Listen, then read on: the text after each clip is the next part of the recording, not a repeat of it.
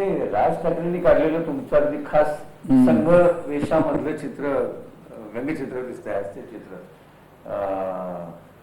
कुठे इथेच काढले काय? नाही नाही नाही, हे मुळात राजनी कधी काढलं मला माहित नाही. राजचं याचं एक प्रदर्शन भरलं होतं 12-15 वर्षापूर्वी. तिथे अकोल्यातल्या आमच्या एका कार्यकर्त्यांनी ते 25,000 रुपयाला विकत घेतलं आणि नंतर ते मला भेट दिलंय. त्यामुळे हे मला म्हणजे हे राजनी काढलंय, पण हे मला राजनी भेट दिलेलं व्यंगचित्र नव्हे. अकोल्यात ज्यांनी घेऊन पाठवलं त्यांनी मला नावं नाही कळवलं, त्यांनी पाठवलं ते मग माझ्याकडे लावून ठेवलं. घरातल्या मी आता या 7 सफदरजंगमध्ये वेगवेगळ्या ठिकाणी घेतोय, प्रत्येक ठिकाणी प्रत्येक बारीक गोष्ट सुद्धा उगाच लावायची म्हणून लावली नाही, काही ना काहीतरी त्याच्या मागे ते इतक्या बारकाईने लक्ष घालणं. हा, थोडंसं लक्ष घालतो. म्हणजे तुम्ही इथे लिहिलेली वाक्य जर पाहिलं, लिडरशिपचं सगळ्यात महत्वाचं म्हणजे वरचं आवडतं मला होतं की no defeat is final unless you stop trying. त्यामुळे तिथपासून मला असं वाटतं, म्हणून इथे तुम्हाला फार फोटोंचाही फापट पसारा नाहीये. त्यामुळे अगदीच मोजके हे लावण्याचा.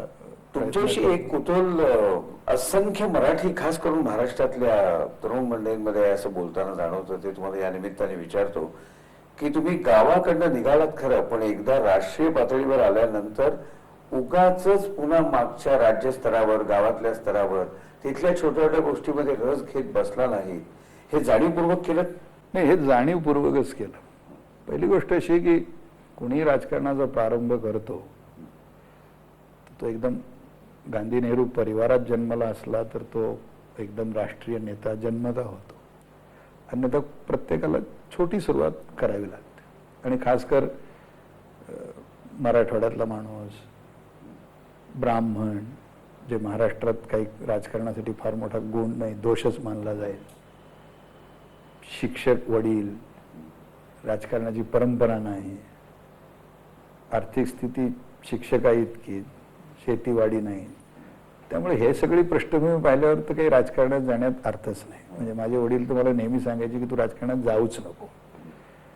आणि मग मी ऐकत नाही असं पाहिल्यावर गोपीनाथ माझ्या घरी यायचे, त्यावेळी ते गोपीनाथ मुंडेंना सांगायचे तू कशाला आमच्या प्रमोदच्या नादाला लागतो, तू काँग्रेसमध्ये जा. आणि आमच्या गावात एक नेते होते भगवानराव लोमटे, आत्ताही आहे, त्यावेळी ते जिल्हा परिषदेत शिक्षण, त्याच्यासारखा सभापती होशील, जिल्हा परिषदेचा अध्यक्ष होशील, तुझं काही भलं होईल, तू काय येतं. तर त्यामुळे मुळात राजकारण तिथून सुरू झालं. परंतु मला असं वाटतं की स्वभावतः म्हणजे काही गोष्टी म्हणजे तुमच्या कार्यक्रमावर स्पष्ट सांगायच्या तर मुळात मी अपघाताने राजकारणात आलो नाही, मी स्वेच्छेने आलोय. त्यामुळे मोठे मोठे जे नेते जन्म राजकारणात काढून सांगतात की तसं तुम्हाला शिक्षकच व्हायचं होतं, तसं तुम्हाला पत्रकारच व्हायचं होतं, खरं मी मला येतं काही व्हायचं नव्हतं, मला राजकारणीच व्हायचं होतं.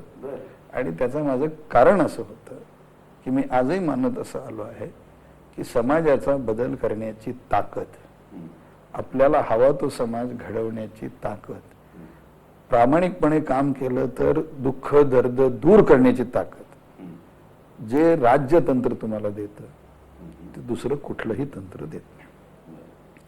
प्रत्येक माध्यमाला मर्यादा आहेत. तुम्ही एक उत्तम चित्रपट काढू शकता, काढला तुम्ही स्वदेश, पण त्यातून एखादंच मोहन भागवत पैदा होईल जो जाईल. परंतु मी एक धोरण आखलं की हे इतकं केल्याशिवाय, गावात गेल्याशिवाय असं करता येणार नाही. ते 10,000 तुम्हाला लोक, 10,000 लोक जातील खेड्यात. त्यामुळं मुळात मी एक चित्रपट असेल कुठलंही मत, तुम्हाला एक चांगलं पुस्तक लिहिलं, अमर्त्य सेनला नोबेल पारितोषिक मिळालं, पण त्याच्या नोबेल पारितोषिकांनी देशात गरिबी किती कळलं, पण एक गरीब श्रीमंत नाही झाला त्याच्याशिवाय. तर त्यामुळं प्रत्येक माध्यमाची मर्यादा. मला असं वाटतं की राजकारण याची अमर्याद आहे, म्हणजे ह्याची ताकद विलक्षण आहे. त्यामुळे तुम्ही बदलणं, बिघडवणं ह्याची ताकद मोठी आहे. आणि म्हणून मी जाणीवपूर्वक राजकारणात आलो. आणि मला कुठलाही जन्म मिळाला तर मला असं वाटतं की मी राजकारणातच येईन. दुसरी गोष्ट अशी की राजकारणात आल्यानंतर सुरुवात कुठली छोटी नदी असते तशीच असते, पण मला कधीच राष्ट्रीय राजकारणापेक्षा कशाचीही रुची वाटली नाही. जिल्हा परिषद पंचायत समिती नगरपालिका तर काही नाही, दूर दूर तर नाही. पण माझी इच्छा असती तर मी 86 पासून राज्यसभेत आहे. मी विधान परिषदेत जाऊ शकलो असतो. मी कधी गेलो नाही. आणि त्यामुळे दिल्लीत राजकारण करायचं हे माझं नेहमी उद्देश राहिला. आणि त्यामुळे मी इथं ठरवून आलो. ईश्वर कृपेनं जास्त वेगाने आलो. योगायोग असतात. मी नेहमी असं मानत आलो की एक महाराजा रणजित सिंगाचा अपवाद जर वगळला तर अर्वाचीन भारताच्या इतिहासात मराठेच असे होते ज्यांनी आपल्या सीमांच्या प्रांतांच्या सीमा ओलांडून देशासाठी लढाया केल्या. एक महाराजा रणजित सिंग होते जे अफगाणिस्तानपर्यंत गेले. त्यांचा अपवाद वगळता तर मराठेच अटकेपार गेले. पानिपतच्या 3 लढायामधल्या पहिल्या 2 लढाया मुसलमानातच झाल्या. एकच लढाई हिंदू आणि मुसलमानात झाली किंवा आक्रमक आणि स्वदेशी लोकात झाली, ऐत्य देशात झाली, आणि ती मराठे लढले. परंतु मराठ्यांचा सगळ्यात मोठा दोष त्यांचा इतिहास वाचताना माझ्या असं लक्षात आला की दसऱ्याला पुण्याहून सीमोल्लंघन करायचं आणि जिंकत जिंकत शिमग्याला पुन्हा परत पुण्यात यायचं. म्हणजे दिल्लीच्या लाल किल्ल्यात जाऊन सिंहासन घण मारून तोडणारे पेशवे यांना कधी आपण त्या सिंहासनावर बसलं पाहिजे असं त्यांच्या मनात आलं नाही. आणि त्यामुळं दिल्ली जिंकायची, सिंहासन तोडायचं, तिथे कुठल्या तरी बादशाला बसवायचं आणि वापस जायचं. असं जे पुण्याची ओढ अशी जी राहिली ती पेशव्यांपासून आधुनिक छत्रपतीपर्यंत सर्वांच्या मनात राहिली. आणि म्हणून मी अनेकदा सभांमधूनही आमच्या मित्रांवर टीका करताना सांगितलं की याच्यामध्ये क्रिकेटसारखं हे नेहमी रनआउट झाले. कारण यांना दिल्लीत राहिलं की मुंबईची आठवण यायची, मुंबईत राहिलं की दिल्लीची आठवण यायची. आणि त्यामुळं मग इकडं जाऊ तिकडं जाऊ या निर्णायिकेमध्ये झालं नाही. माझ्या दृष्टीने असा कधी मनाशी माझ्या प्रश्नच नव्हता. मी महाराष्ट्राचा अध्यक्ष होऊ शकलो असतो, महाराष्ट्रातही छोटा मोठा मंत्री होऊ शकलो असतो, महाराष्ट्रातही विधान परिषद जाऊ शकलो असतो, एखादी मुंबई पुण्यातली जागा निवडून विधानसभेतही निवडून आणू शकलो असतो. यातलं मी काहीच केलं नाही, मला याची तर रुचीच नव्हती. आणि आत्ताही महाराष्ट्रात माझा प्रांत आहे, तो माझ्या मागे आहे. सगळे कार्यकर्ते स्नेह देतात, सन्मान देतात, पण मी ते रोजच्या कामामध्ये काहीही दखल देत नाही. नितीन गडकरी असतील, मुंडे असतील, खडसे असतील, कोंडकर असतील, ते स्वतंत्र आहेत. म्हणजे मोठं एक समोर त्यांच्या काम सांगण्यापलीकडं मी रोज लक्ष देत नाही. आणि मला असं वाटतं की त्यामुळे त्यांना माझा जाचही नसतो. एकच आणखी गोष्ट या अनुषंगाने विचारतो की विचारांची इतकी स्वच्छता, निर्णयामागची इतकी स्पष्टता, त्याच्यासाठी करायच्या परिश्रमांमधला नेमकेपणा, हे सगळं आपल्यामध्ये असून सुद्धा परिस्थितीच्या वेगवेगळ्या गोष्टीतनं कधीतरी पूर्ण हार, पूर्ण अपयश, पूर्ण लोकांनी चुकीचं समजणं, अशा गोष्टीची कधी अस्वस्थता, खंत, दुःख, त्रास नाही. हे बघ, चुकीचं समजण्याची खंत तर अनेकदा होते. त्यात फार लोकांना दोष देण्यात अर्थ नाही. आता तुम्ही 7 सफदरजंगमध्ये बसलाय, याचं सगळं शूटिंग करताय, कॅसेटवर ये, तो पाहणारे 4 लोक असे निघतील. आता अनेकांना हे माहीत नाही की हे घर माझं नाही, हे फर्निचर माझं नाही, ह्याची जी भव्यता दिसते ती माझी नाही, हे योगायोगाने मला मिळालेलं घर आहे. आणि त्यामुळं पण कोणीतरी असं म्हणेल, बघा किती आलिशान असतं. आता मला असं वाटतं की ज्याला आपण ऑक्युपेशनल किंवा प्रोफेशनल हॅझार्ड्स म्हणतो ते असतं. कधी कधी रस्त्यावरून आपण चालत असताना अपघात होतो. आपण डाव्या बाजूने चालत असतो, आपण फुटपाथला चिटकून चालत असतो, पण तो येणारा पिऊन आलेला असतो, तेव्हा तो फुटपाथवरच गाडी आणतो. सलमान खान आला तर काय, ते झोपलेलं तर काय त्याच्यात दोष. तर कधी कधी आयुष्यात आपल्याला त्या झोपलेल्याची भूमिका असते. तर आपण आपल्या घरी निवांत झोपलो असतो, तो सलमान खान येऊन मध्यरात्री तुमच्या अंगावर गाडी घालतो, तर आपलं हातपाय दुखावतात. राजकारण हे जीवघेण्या स्पर्धेचं ठिकाण असतं. त्यामुळे तुम्ही वर जाऊ लागला की कधी मित्रांना कधी शत्रूंना हे आवडत नाही, ते काही करतात, त्यामुळं थोडं खालीवर चालतं. पण मी म्हणजे एक साधारण 75 ते 85 असा कालखंड धरला, अगदी सुरुवातीचं राजकारण. तर गेल्या 30 वर्षात मला असं वाटतं की मी गमावलंय कमी, कमावलंय जास्त. मला माझ्या पक्षाने न दिलं त्या गोष्टी कमी आहेत, दिल्या त्या यादींची इच्छा संख्या खूप मोठी आहे. आणि त्यामुळं सर्व मिळून जर विचार केला तर एक राजकीय माणसाच्या आयुष्यात तो काय होत असतो, म्हणजे एकच भारतात सगळ्यात मोठं पद आहे पंतप्रधान. समजा 2 मिनिटं ते सोडून दिलं तर बाकी मी अर्धा डझन मंत्री, म्हणजे संरक्षण मंत्र्यापासून संसदीय मंत्र्यापर्यंत सगळी कामं केलेली आहेत. 19 वर्ष मी निरंतर दिल्लीमध्ये राज्यसभेत आहे. मी गेली 25 वर्ष भारतीय जनता पक्षाचा जनरल सेक्रेटरी आहे.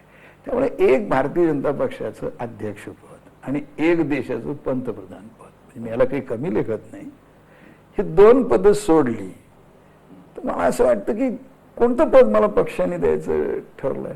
त्यामुळे मला ही पदं मिळाली नाहीत याची चिंता करून आपलं मनस्वास्थ्य बिघडण्यापेक्षा मला इतकं दिलंय हे मी का पाहू नये हे मला कळत नाही. त्यामुळे मी नेहमीच ते परवा मध्यंतरी एक नो एंट्री सिनेमा आला, त्याच्यामध्ये सारखं तो बी पॉझिटिव्ह म्हणतो, आणि नंतर शेवटी त्याला तुझं विजय तू बी पॉझिटिव्ह काय आहे, तो म्हणतो बी पॉझिटिव्ह म्हणजे माझं ब्लड ग्रुप पॉझिटिव्ह. तसं त्यावेळी तुम्ही एकदम हसलो त्या चित्रपट पाहताना, म्हटलं की माझाही ब्लड ग्रुप हा बी पॉझिटिव्ह आहे. तर त्याच्यामुळे म्हणलं आपण बी पॉझिटिव्ह जे मिळालंय त्याचं आनंद व्यक्त करण्यापेक्षा एखाद गोष्ट मिळाली नाही त्याची काय खंत करायची. आणि म्हणून नैराश्य मला येत नाही, दुःख होतं, मानवी स्वभाव, पण मी कधी निराश होत नाही. तुम्ही आता अगदी ताज्या नो एंट्रीचा उल्लेख केला, सलमानचा उल्लेख केला, विवेक ओबेरॉयचा उल्लेख केला. मला वाटतं इतके ताजे सिनेमे तुमच्या घरातल्या थिएटरमध्ये सुद्धा आहेत. आपण तिकडे जाऊन एखादा बघूया काय?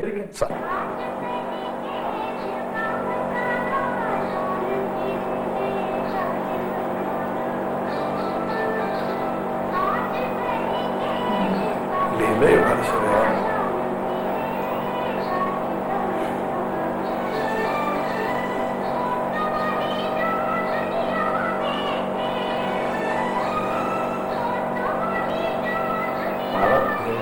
मी एवढा थेट घरात स्टुडिओ क्रिएट केलाय, मला सिनेमाची इतकी मनापासून आवड आहे. नाही, एक 5-7 वर्षापूर्वी एका मित्राने म्हटलं की बाबा आता जसं राजकारण सुरू झालंय, तुला काही सिनेमा बघायला जाणं होत नाही, गर्दी असते, सुरक्षा असते, वेळ मिळत नाही. तर तो मला म्हणाला की आपण घरीच, नाहीतर तू एकटाच राहतो, पुष्कळ खोल्या आहेत, तर त्याच्यात आपण एका चित्रपटगृह तयार करू. तेव्हा त्यांनी हे पाठवलं आणि मग स्वाभाविकपणे हळूहळू मग आम्ही त्याचे कॅसेट्स गोळा करायला सुरुवात केली. मग पुढाऱ्याचं एक नशीब असतं की जर 4 प्रशंसकांना कळलं किंवा हा कॅसेट गोळा करतो तर काही ते आपोआप येत राहतात.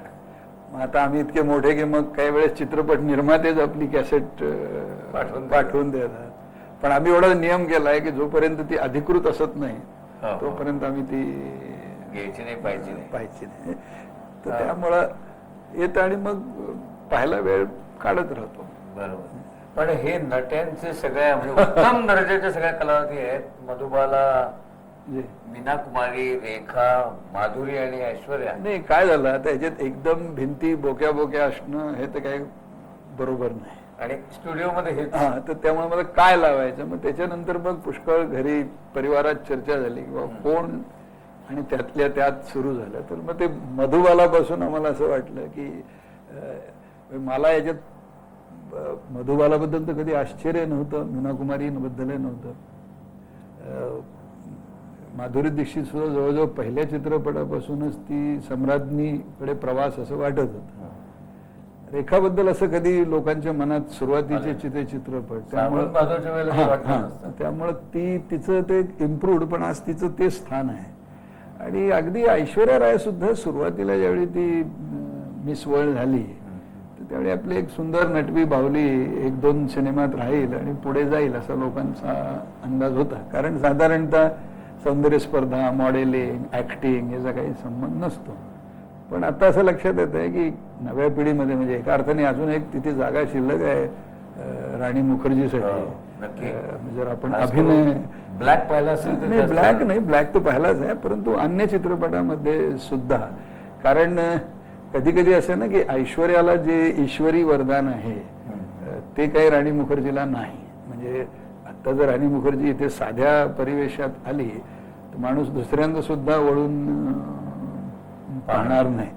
म्हणजे मला पहिलीमध्ये अमोल पालेकरांनी ज्यावेळी तिला घेतलं आणि प्रकाशित होण्यापूर्वी अमोल पालेकरांची माझी सहज एक मी गुवाहाटीत होतो, ते गुवाहाटीत होते, थोड्या गप्पा झाल्या. तर त्यावेळी त्यांनी सुद्धा ज्या पद्धतीनं तिची प्रशंसा केली आणि त्यामुळे खरं म्हणजे अजून एक स्थान तिच्यासाठी ते. मला एक गंमत सांगतो या निमित्ताने की पोरांमध्ये वेगवेगळ्या तऱ्हेने चर्चा चालते ना. तर रुपालीवर पुण्याच्या अशी एकदा गप्पात ओघात निघालं, राणीचा जो जरा किंचित खर असलेला आवाज आहे तीच तिची मुलांच्या दृष्टीने ऍसेट आहे. हा असतं ना, माणसाला थोडासा जो घोगरा आवाज असतो. पण मला असं वाटतं की नाही, गंमत पुढची आहे. त्याच्यात विषय निघता निघता मग बोलणारे वक्ते आवाज, तर राणी मुखर्जीचा तो खर असलेला घोगरा आवाज जसा आहे तसा महाजनांचा पण आवाज. मला खरं इतकी संगीतातलं ज्ञान नाही, पण मला आठवतं एक 12-15 वर्षापूर्वी अटलजींच्या एका सभेत मी नागपूरला बोललो आणि मग दुसऱ्या दिवशी तरुण भारताने त्याचं वर्णन केलं. माझी पहिली सभा होती, 15-20 वर्ष झाले असतील. आणि मग तो आला कसा स्टेजवर, तो आला, त्यांनी पाहिलं, जिंकला असं ते.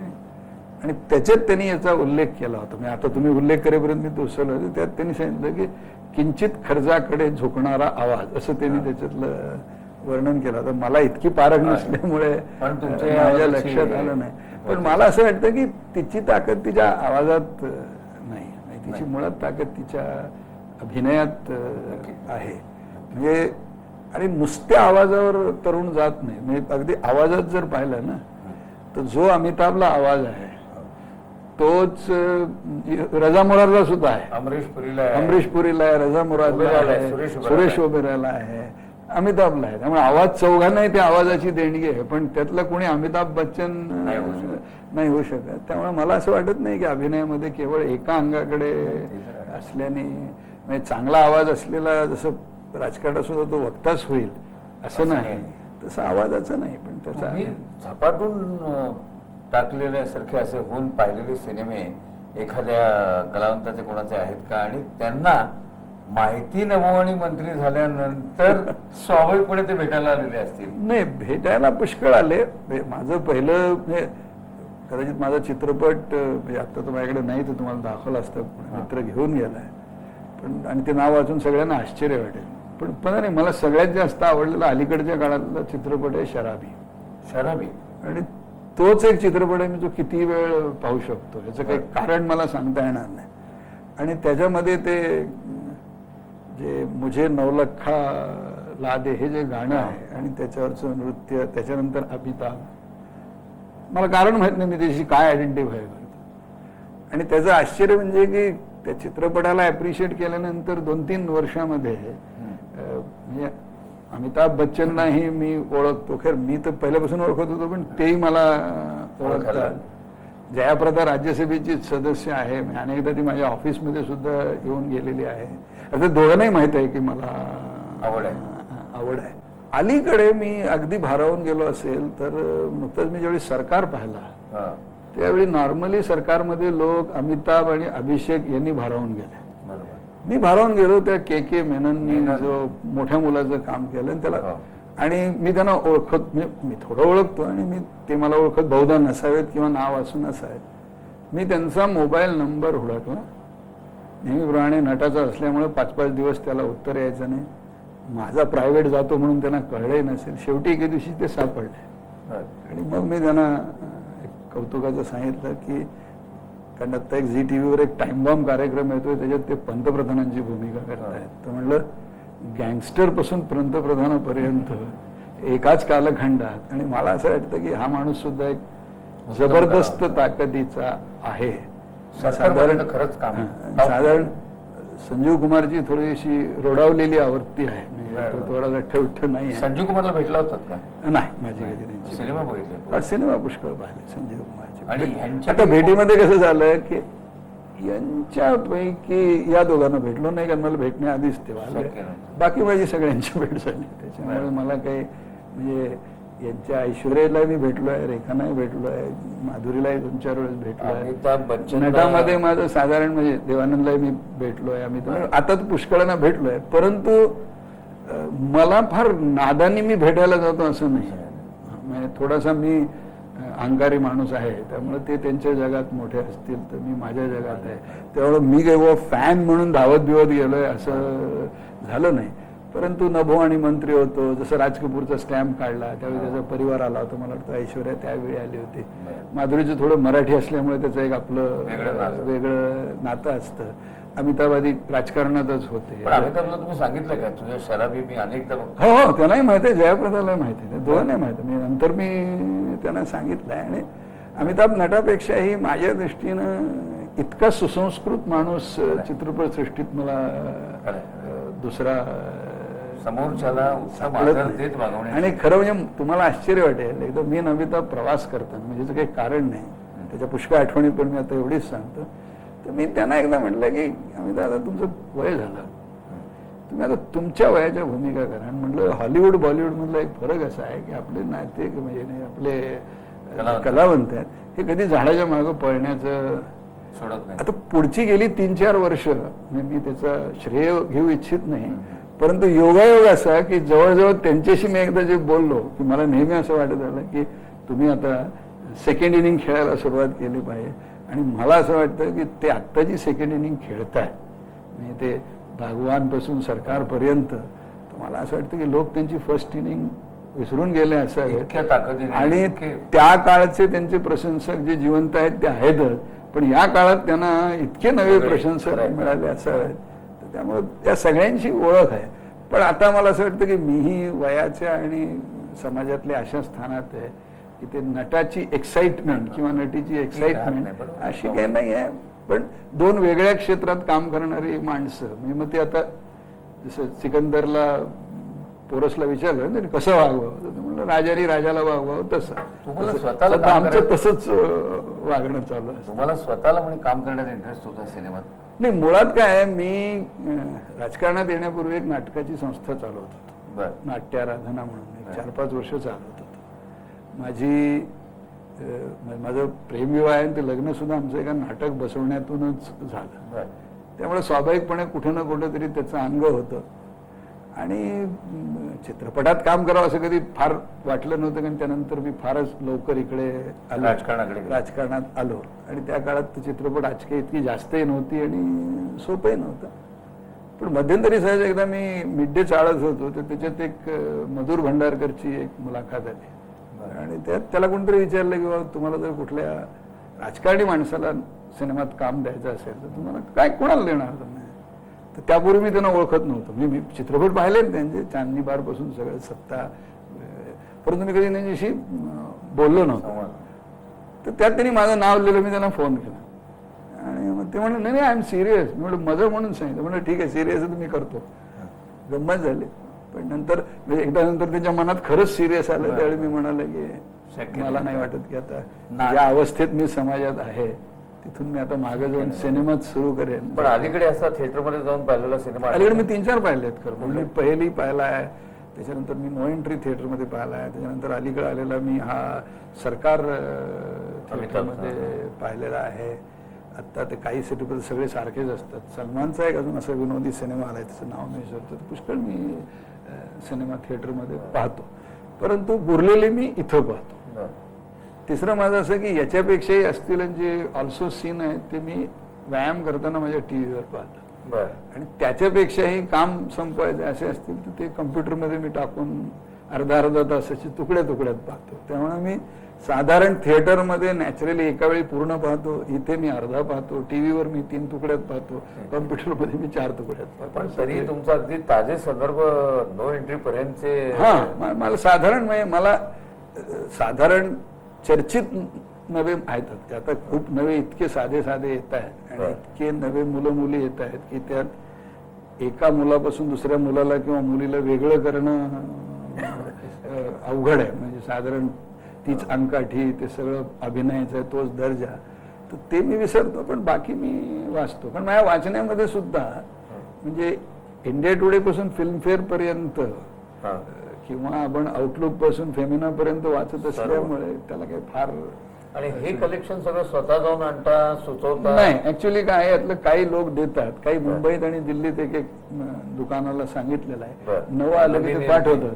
त्यामुळे साधारण हिंदी इकडे ठेवतो. हे सगळे इंग्रजी चित्रपट आहेत. चित्रपट आणतात. हा, इंग्रजी चित्रपट, हे सगळे इंग्रजी चित्रपट आहेत. बरं. आणि त्यात मी ज्यावेळी बाहेर जातो हा. त्यावेळी सुद्धा मी घेऊन येतो.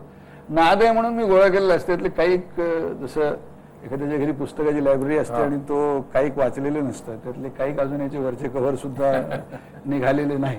बरं. पुढे मला असं वाटतं की मिळणार नाही या हिशोबाने घेऊन जमा ठेवलेले केलेले आहेत. आहे. मग त्यामुळे- शब्दप्रधान गायकीमध्ये आपल्या मराठीमध्ये भावगीतकार वाटवे वगैरे हा, होते? गजानन वाटव्यांचे ऐकलेलं. ऐकलं.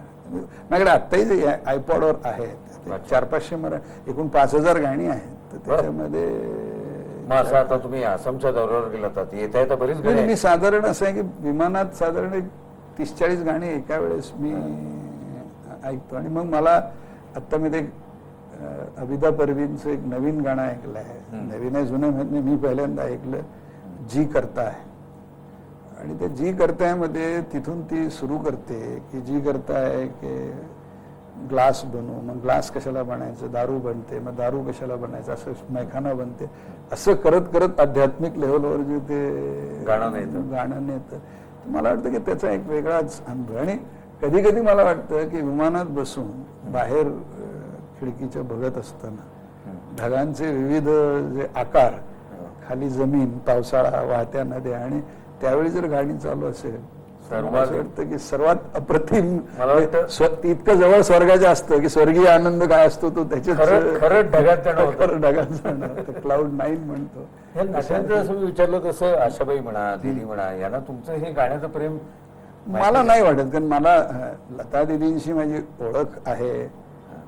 लता दिदींना होतं, तुम्ही सुद्धा त्या कार्यक्रमात होता, त्यांना भारतरत्न दिलं पाहिजे असं म्हणणारा मी. पहिलं आणि त्यात बाळासाहेबांनी थोडीशी माझी त्यांच्या स्वभावाने टिंगल केली होती भारतरत्न देण्याबद्दल. पण मला याचा आनंद आहे की मी जे म्हटलं ते पुढे घडवता आलं. आता त्या राज्यसभेतही आहेत त्यामुळं. आणि त्यावेळी मी भाषण केल्यावर ते मला म्हणाले की तुम्ही फारच चांगलं बोललात माझं. तर त्यावेळी म्हटलं की दीदी माझं हे वाक्य तुम्ही आता पुन्हा म्हणणार नाही, आणि आत्ता माझं टेप नाही, नाही तर मी हे तुमच्या आवाजात टेप करून ठेवला असतं. कारण माझ्यासमोर मग मी तुम्हाला जसं टोनी ब्लेअरचं सांगितलं हे मूल्यवान आहे. अशा जिंशी माझा म्हणजे असा 2-3दा परिचय, कधी बाळासाहेबांकडे बसला, असा आपला फार परिचय. त्यामुळे त्यांना हे अंग माहीत. मला असं वाटतं की कदाचित याच्याविषयी फारच कमी माहिती, म्हणजे आता तुमच्या माध्यमातून जास्त लोकांपर्यंत गेली तर. अन्यथा अगदी जवळचे मित्र वगळता याची काही इतकी लोकांना माहिती असेल, म्हणजे 1000भर DVD असतील असं नाही मला काही वाटत कोणाला. नाही नाही नक्कीच नाही. राजकीय कोणाकडे हा, नक्कीच एवढं नाही. असतील का नसतील माहित नाही मला. अटलजींच्या घरी असतात ते मला माहिती आहे. आता ते त्यांच्याही कुटुंबियांना खूप, अडवाणी खूप सिनेमा पाहतात. आता पण ते बहुधा त्या नव्या DVD त्यांचं सप्लायर मी आहे. म्हणजे त्यामुळे मला माहिती नसेल पण पुण्यामध्ये SM जोशी, जी SM जोशींची एकूण प्रकृती बघता हे हा. खोटं वाटेल, त्यांना सिनेमा बघण्यामध्ये आणि क्रिकेटची मॅच बघण्यात विलक्षण रस नाही, असेल. क्रिकेटची तुम्ही याच्यावरच पाहतो. बरं. आणि मला असं साधारणतः याच्यावर पाहण्याची जी, अर्थात अजूनही माझं मत आहे, कारण मी ज्यावेळी मुंबईत असते त्यावेळी मी जातो, की स्टेडियमवर जाऊन पाहण्याची जी क्रिकेट मॅचची मजा आहे हा. ती टीव्हीवर नाही. फक्त स्टेडियमवर अशा जागी पाहिलं पाहिजे जिथे टीव्ही असेल. हा. कारण आपलं लक्ष गेलं आणि विकेट गेली तर ती आपल्याला दिसत नाही पुन्हा. आपण मात्र टीव्ही असेल तर आपण त्याच्यावर पाहू शकतो. तेवढं वगळलं तर तिथली मजा काही. तुमचं शब्दांचं प्रेम लक्षात घेता गाण्यामध्ये स्वरांइतके सुरांइतकंच तुम्हाला त्यातले गीतकार, कवी हा जास्त मला वाटतं जवळचा वाटत असेल ना? हा, कारण मी सांगितलं ना की त्याच्यातून म्हणजे मला एवढं कळतं की शेवटी म्हणजे स्वर हे एका अर्थाने ब्रह्मस्वरूप नाही, त्याच्यामध्ये शब्दांचा अर्थ नाही, म्हणजे मुळात तिथंच जातं. पण मला असं वाटतं की माझी जेवढी आत्ता ऐकण्याची क्षमता किंवा पात्रता निर्माण झाली आहे त्याच्यात मला निश्चितपणे शब्दांचं महत्त्व वाटतं. त्यामुळे प्रत्येक शब्द हा जास्त, आणि मला वाटतं साधारण माणसाला संगीतामध्ये शब्दच ते कम्युनिकेट करतो. कारण सूर नुसत्या माध्यम आहे फक्त. नुसत्या सूर आणि स्वरावर जायचं असेल तर त्यासाठी म्हणजे कान खूप प्रयासपूर्वक तयार करावा. जावेद अख्तर तुमचे खास दोस्त आहेत म्हणजे? हा, जावेद खास दोस्त आहेत, नाही दोस्त आहेतच, प्रश्नच नाही. त्यांची आमची भेटही अशीच एका म्हणजे विचित्र कारणामुळे झाली. म्हणजे मुळात असं आहे की तशी शबाना आझमी माझी आवडती नटी, म्हणजे त्या अर्थाने चांगले काम कर. विशेषतः शबाना आझमी आणि आता आपला जो नवीन विसरतो तो करीनाचा मित्र असलेला त्याचा बाप पंकज कपूर, असं मी आता लक्षात ठेवावं लागतं उलट नव्या पिढी. त्यांचा मला एक डॉक्टर की मौत म्हणून सिनेमा होता, फार सुरेख वा, सिनेमा फार होता. उत्तम टेस्ट आहे. हा, तर त्यामुळे त्या सिनेमापासून तर त्याच्यामुळे मला शबाना आझमी म्हणजे आकर्षक सगळ्या अर्थाने. तर एकदा मी एक भाषण द्यायला गेलो की सेक्युलरिझम, आणि माझ्या स्वभावाने मी तिथे शब्द उच्चारला की आय एम नॉट सेक्युलर. तर सगळे हादरले, कोण नेता आहे. आणि मग मी त्यांना सांगितलं की MP Pramod Mahajan is secular, only Pramod Mahajan is Hindu. म्हणलं मी सगळे धर्म मला समान कसे वाटतील, मला माझा धर्म चांगला वाटतो, तुमच्या धर्माचा मी राग करत नाही. आणि खासदार म्हणून असं ते भाषण ते जावेद अख्तरना भयंकर आवडलं. दोघे नवरा बायको होते. मग त्यांनी मला म्हणलं आपण जेवायला या. एक 8-10 वर्षापूर्वीची गोष्ट आहे. तर मी ठीक आहे तुझ्या घरी जेवा, ते म्हणजे तुला पिकअप करतो. तर 10 वर्षापूर्वी जावेद अख्तर आजचा नव्हता. त्यांनी एक फियाटमधून मग ते ड्राईव्ह करू, आम्ही दोघंच माझं गाडी नव्हतं. रस्त्यात त्याच्याशी अशा गप्पा झाल्या. आणि मी इतका बहुश्रुत माणूस कमीत कमी माझा जेवढा चित्रपटसृष्टीशी संबंध आला पाहिला नाही. आणि त्याच्या घरी गेलो तर मी शबानाजींना सांगितलं की इथं जेवण मी मान्य केलं, तुमच्या घरी यायचं म्हणून. जावेद अख्तरचा तासभरचा प्रवास माझ्यावर झाला नसता आणि त्याच्या आधी जर तुम्ही दोघांनी मला वेगवेगळं जेवायला बोलावलं असतं तर मी निश्चितपणे तुमच्याकडे आलो असतो, जावेदकडे गेलो नसतो. पण मला आत्ता तुम्ही आणि जावेदनी मला 2 वेगळ्या हॉटेलमध्ये त्याच वेळी बोलावलं तर मी तुमच्याकडे येणार नाही, मी जावेदकडे जाईन. इतकं मला त्या माणसाबद्दल आणि त्याची जी खोली आहे, म्हणजे दुःखही वर्णन करण्याची, त्याचं मला सगळे शेर तसे आठवत नाहीत, पण एक शेरमध्ये तो म्हणतो की वजह हमारे बर्बादी के मत पूछे, वजह हमारे बर्बादी के मत पूछे, ऐसे जिंदगी से खेले है की जैसे दूसरे की है. म्हणजे आम्ही स्वतःच्याच आयुष्याशी असे खेळलोय जसं दुसऱ्याचं आयुष्य समजून खेळ. आणि त्याची ती ताकद आहे. म्हणजे त्याचा जो तर्कश काव्यसंग्रह आहे, त्या तर्कश काव्यसंग्रहामध्ये त्यांनी जी वर्णनं केली आहे, मला वाटतं की हा सिनेमातला गीतकार याच्या फार पलीकडं तुमच्यावर केली ना काहीतरी एक कविता? माझ्यावर असं नाही, मला ती वाटते माझ्यावर त्यांनी केली असं नाही. त्याच्यावर एकच कविता आहे जी त्यांनी स्वतःच्या मुलीवर केलेली आहे. परंतु त्याच्यात त्यांनी का केली आहे मला माहित नाही, पण माझा अंदाज असा आहे की त्याची एक कविता आहे, एक मोहरे का सफर. पता नाही ती केल्यानंतर जणू काही ती माझ्यावर केली असावी किंवा माझ्यासारख्या माणसावर केली असावी असं मला त्याच्यातून वाटतं. फार सुरेख ऐकता त्यांची ही जी कविता आहे, एक मला एक मोहरे का सफर असं आहे. मोहरा म्हणजे जो आपण प्यादं म्हणतो असं. आणि हे कोणत्याही आयुष्याला लागू शकतं, पण राजकारणाला जास्त लागतं. आणि कदाचित माझ्या आयुष्याशी थोडं सारखेपणा असेल, त्यामुळे ती मला वाटतं जणू मला लिहिली आहे, नसावी पण मला लिहिली असं आहे. आणि म्हणून ही माझ्या आयुष्यातली सगळ्यात आवडची कविता आहे. म्हणून सहज तुम्हाला वाचून दाखवण्याचा प्रयत्न करतो. एक मोहरे का सफर. जब वो कम उम्र का ही था, उसने ये जान लिया था, अगर जीना है बड़ी चालाकी से जीना होगा. आंख के आखरी हद तक है बिसाते हस्ती. म्हणजे जो आयुष्याचा बुद्धिबळाचा पट आहे तो जिथपर्यंत दिसतंय तिथपर्यंत आहे. आणि वो मामूली सा एक मोहरा आहे. म्हणजे हे जो राजकारणाचं जगाचा बुद्धिबळ आहे तो छोटासा मोहरा आहे. एक एक खाना बहुत सोच के चलना होगा। बाजी आसान नहीं थी उसकी। दूर तरफ चारों तरफ फैले थे मोहरे, जल्लाद, निहायत सफाक, सफाकचा बेदर्द, ज्यांच्या मनात काही दयामया नाही, बहुत ही चालाक, अपने कब्जे में लिए पूरी बिसात। म्हणजे नुसते जल्लाद नव्हते, बेदर्द नव्हते, बेरहम नव्हते, तर पूर्ण जो राजकारणाचा बुद्धिबळ आहे तो त्यांच्या ताब्यात होता। उसके हिस्से में फकत मात केली आहे, म्हणजे त्याच्या नशिबात तर हरणं होतं, बाकी काहीच नव्हतं। वो जिधर जाता उसे मिलता, ते मला सकाळी विचारत होता लोक कसे वागतात।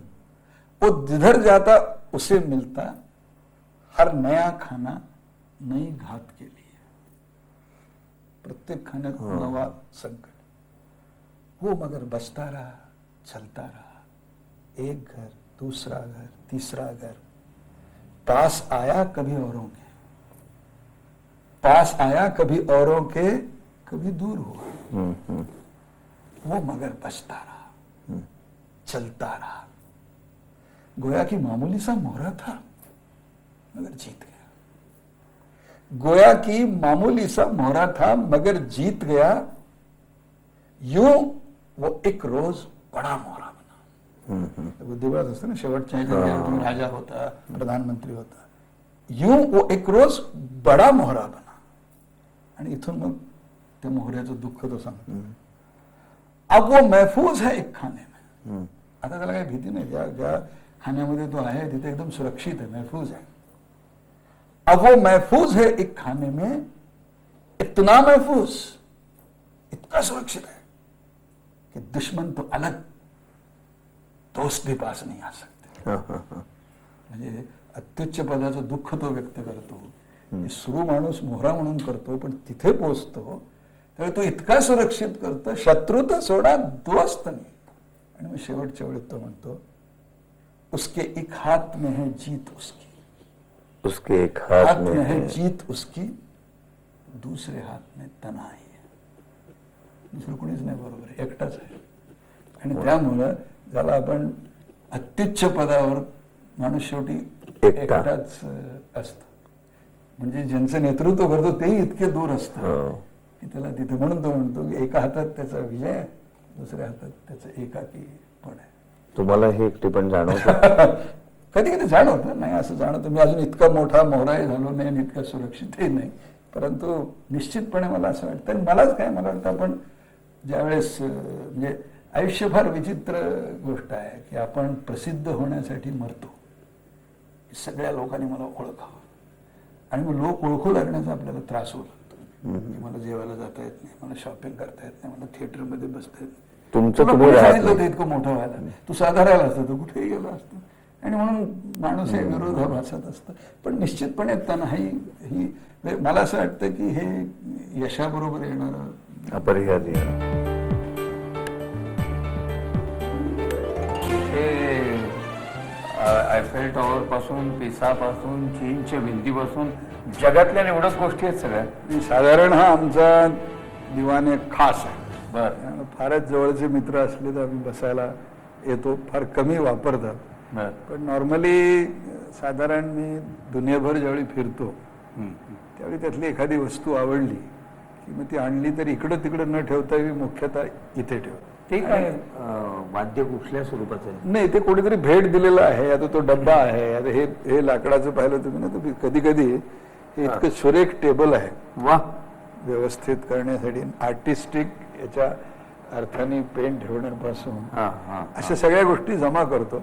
पण मुख्यत्वेवरून मी याला जसं काय म्हणतो 7 वंडर्स जसं आपण म्हणतो, 7 आश्चर्य, तर समजा ॲफेल टॉवरला गेलो तर मी ते तिथूनच घेऊन येतो, किंवा चीनमध्ये गेलो तर तिथेच मिळालेली आहे, किंवा इजिप्तमध्ये पिरॅमिडला गेलो तर ह्याचा कागद सुद्धा इजिप्शियन आहे, म्हणजे असं प्रिंट सगळा कागद त्याचा वेगळा असतो। किंवा इथे पिसाला गेलो तर ते तेवढंच आहे इटलीमध्ये। अशा गोष्टी जमा करत येत असतो। हे सर्वात मला कमाल वाटते, म्हणजे ताजमहलचे फोटो आपण जी, अनेक ठिकाणी जी, बघतो जी, जी. पण ही खास तुमची सूचकता दिसते. हा की मुळात काय आहे, एकदा मी सहज तुम्ही म्हटल्यासारखं हे खरं आहे की ताजमहाल भारतीय लोकांना माहीतही असतो. आपलं सात विश्वामधलं आपलं स्वतःचं विश्व आहे. परंतु मला हे लावण्यामागे ताजमहाल लावण्यापेक्षा ताजमहालचं अनेकदा वर्णन यमुनेकाठी ताजमहाल आणि मग ती प्रीती आणि ती पाखरं प्रेमाशी जोडलेलं असं आहे. सगळं जोडलेलं आहे. परंतु ताजमहालचं इथे रवींद्रनाथ टागोरने जी वर्णन केलं आहे ते मला असं वाटतं की आजपर्यंत कुणीही केलेलं नाही. जर वाचायचं म्हटलं तर ते म्हणतात, let only linger on the cheek of time a solitary tear, peerless, white, sublime, this Taj Mahal. मला असं वाटतं की ताजमहालचं इतकं सुंदर म्हणजे खरंय. कालातीत वर्णन म्हणजे आहे बिचारा 400 वर्षच जुना, पण रवींद्रनाथ त्याचं वर्णन करताना एवढ्या सगळ्या प्रवासामध्ये तुम्ही बॅग कोण भरतो तुमची? नाही, माझी बॅग मी भरतो. मी मुळात व्यवस्थित आहे आणि त्यामुळं मी 7-8 दिवस आधीच बॅग भरायला सुरुवात करतो, कधी विसरत नाही.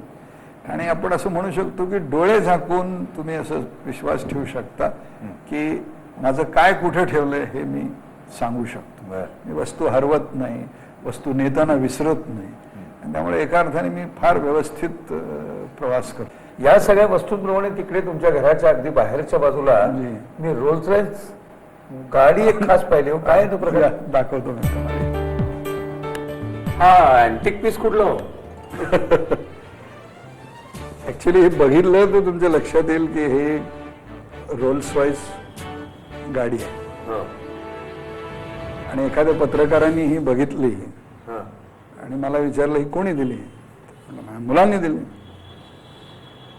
त्यांनी ते वर्तमानपत्रात छापलं आणि त्याच्यावरून प्रमोद महाजनांना त्यांच्या मुलांनी त्यांनी रोल्स रॉयसला मर्सिडीज केलं, मर्सिडीज दिली असं छापलं.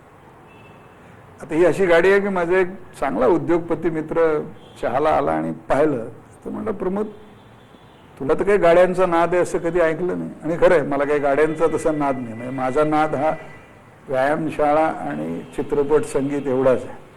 फार मोठ्या गाड्या, लांब गाड्या असा माझा नाद नाही. आपल्या अँबॅसिडर मला चालतं. त्यामुळे म्हणलं तुला गाड्याचा नाद नाही, तू एवढी जुनी गाडी व्हिंटेज कार तुझं कुठून आली? म्हणलं मला तसंही नकोच आहे, तुला पाहिलं घेऊन जा. म्हणलं नाही असं. म्हणलं मी पैसे दे. म्हणलं ठीक आहे, किती देतो? त्यांनी मला 1.25 कोटी रुपयाला ही गाडी मागितली. आणि मग मात्र मला काही हसणं माझं आवडता येईना, कारण या गाडीची किंमत 50,000 रुपये सुद्धा नाही. ही मुळात हैदराबादमध्ये एक कलाकार आहे जो हुबेहूब गाड्या तयार करतो.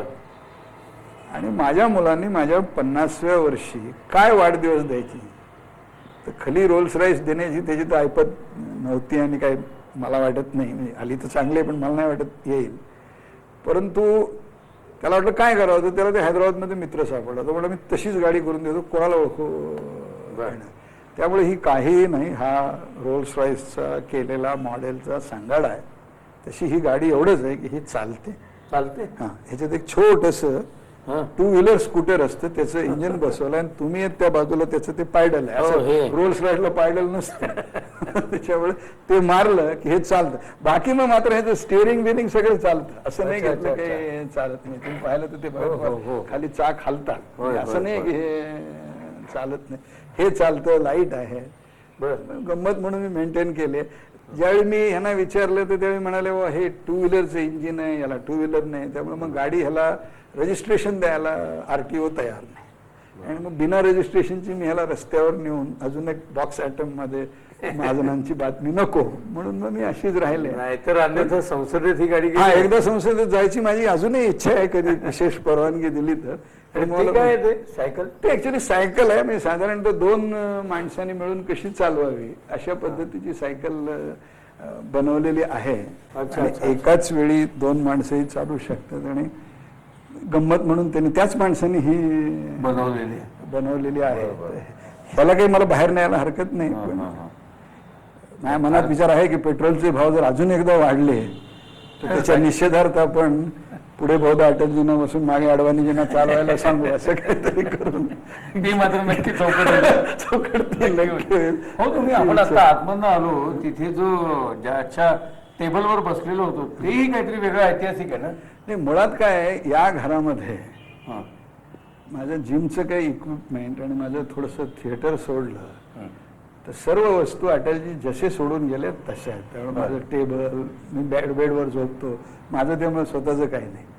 आपण ज्या टेबलवर मग न्यारी करत होतो तो जो आपला टेबल आहे याला एक ऐतिहासिक महत्त्व आहे.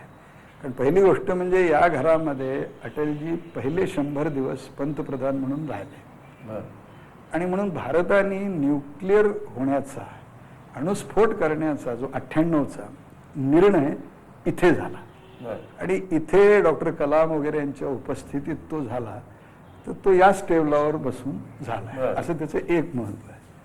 त्याच्यापेक्षा दुसरं महत्त्व जे माझ्याशी, कारण त्या चर्चेत मी नव्हतो, पुसटचं माहीत होतं पण मी चर्चेत नव्हतो, त्यामुळे मी असा दावा करू शकत नाही की मी त्यात होतो, फक्त ते घडलं.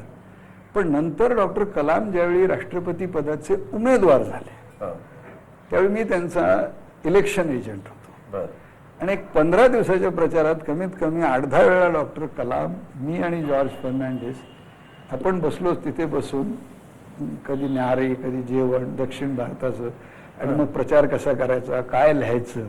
तर एका अर्थाने मी असं म्हणू शकतो की त्या टेबलाने पहिलं शुद्ध गैर काँग्रेसी मंत्रिमंडळ पाहिलं, पंतप्रधान पाहिला, भारताला अण्वस्त्रधारी करण्याचा निर्णय पाहिला आणि आजचे राष्ट्रपती कलाम आहे यांच्या निवडणुकीची सगळी मोहीम ही ते त्या टेबलावर आखली गेली आणि म्हणून त्या टेबलाला आपल्या दृष्टीने एक ऐतिहासिक महत्व आहे. आणि बहुधा हे घर ज्यावेळी सोडायची पाळी येईल त्यावेळी काही वस्तू मी विकत घेईन, त्यातलं ते टेबल हे काय आणि घेऊन जाईल.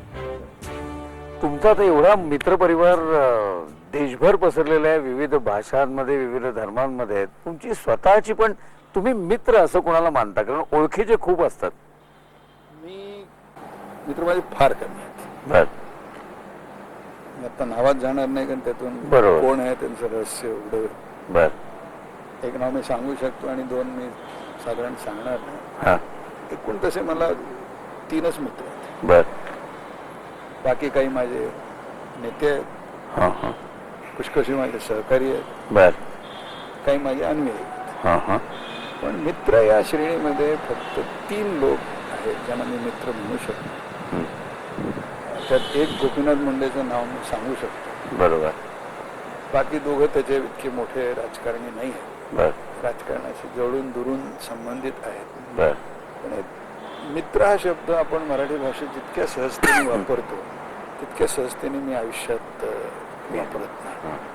मला असं वाटतं की हे 3 लोक असे आहेत हा की माझ्या जीवनातला कुठलाही पैलू असा नाही जो यांना माहीत नाही. बर त्यामुळे माझी मित्राची व्याख्या अशी आहे की तुमच्या हृदयातला, जीवनातला अंधारातला कोपरा सुद्धा ज्याला माहीत असू शकतो इतका ज्याच्यावर तुमचा विश्वास आहे तोच मित्र मानायचा.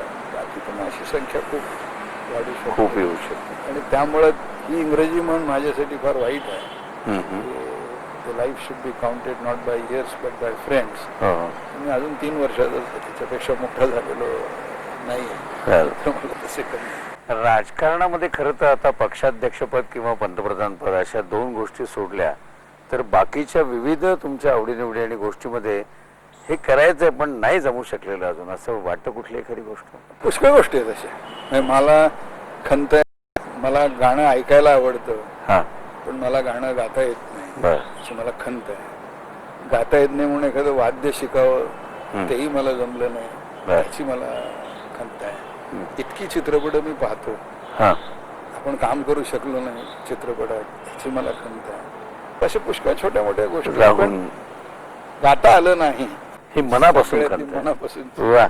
काय तुमच्या ह्या सफदरजंग मध्ये आपण आलोय, 7 सफदरजंग मध्ये साधारणपणे दिल्लीमध्ये असं सुंदर घर हे कोणीतरी गेल्याशिवाय कोणाचं तरी हुकलंय? दिल्लीचं परंपराच अशी आहे. खरं तर हे घर खूप मोठं आहे. हो माझी जितकी ज्येष्ठता आहे त्यानुसार हे घर मला मिळायला नको, पण हे अटलजी पंतप्रधान असताना त्यांनी हे माझ्या नावाने केल्यामुळं आता ते सरकार बदललं तरी माझं आहे. बर पण मुळात ना दिल्लीतली ही जी सरकारी घरं आहेत ही नेहमी दोनच कारणारी मिळतात. पण कुणीतरी तिथे राहत असतो तुमच्या आधी. हा एक तर तो दुर्दैवाने मेला तर ते घर रिकामं होतं, बरोबर.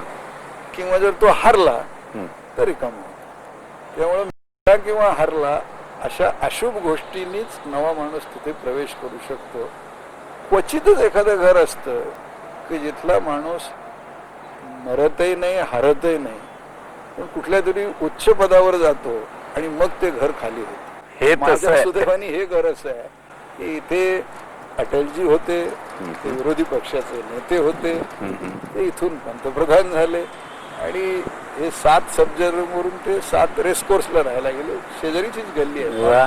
इथून अर्धा किलोमीटर सुद्धा अंतर आहे. आणि त्याच्यातून एका अर्थाने पदोन्नतीने मिळालेलं घर, हा. ज्याला काही म्हणजे मृत्यू किंवा हारणं ह्याला जर अशुभ मानलं तर असे काही अशुभ ग्रह नाहीत, असं एक खास घर आहे. मला तर स्वतःला, मलाच नव्हे तर ही प्रातिनिधिक भूमिका आहे की तुम्हाला सुद्धा हे घर सोडायचीच वेळ आली तर पदोन्नतीनच हे सोडायची वेळ येऊ त्या दृष्टीने मनापासून शुभेच्छा देतो आणि दिवाळीच्याही मनापासून शुभेच्छा देतो. धन्यवाद.